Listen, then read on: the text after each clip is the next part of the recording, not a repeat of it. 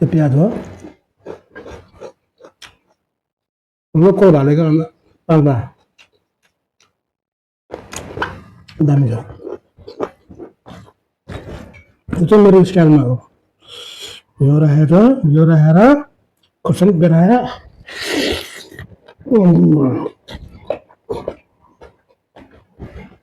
दामी छ